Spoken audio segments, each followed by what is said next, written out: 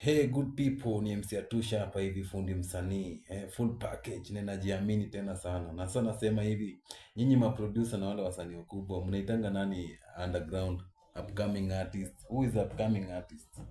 Mwenye mnaitanga upcoming artist? Who is upcoming artist? Mnaitanga upcoming artist? Eh?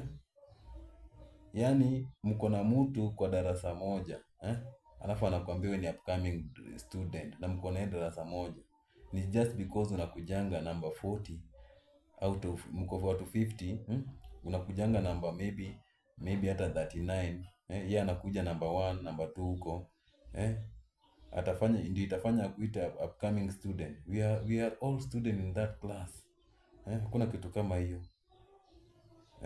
So mkae rada hapa, kuna tukusema hapa upcoming artist wasanii. Hapa kuna upcoming artist mwenye hajakanyaga studio. Huyo ndiye upcoming artist, anaandika nyimbo zake kwa kitabu, sawa? Ukishaenda studio, wewe ni hivyo hapo kulingana level iko, wewe ni msanii hiyo level.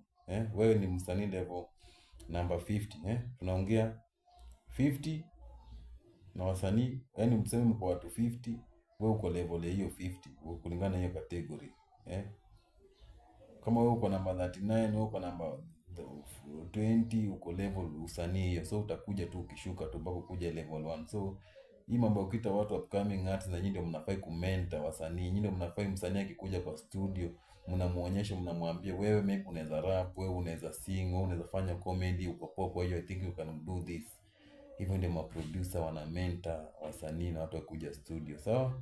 Hii mambo ya kusema hapa ati sijui msanii anakujanga akifanya hivi na hivi na hivi, mnaifanya kama content hapa ati nini hapa, hiyo naye mtaacha, hiyo mtakoma. Who is upcoming artist? Who is upcoming? Mimi mnatumia pesa kama mimi sasa nimetumia 600,000 and above, hapo mnaniambia hapa upcoming artist. What's upcoming artist?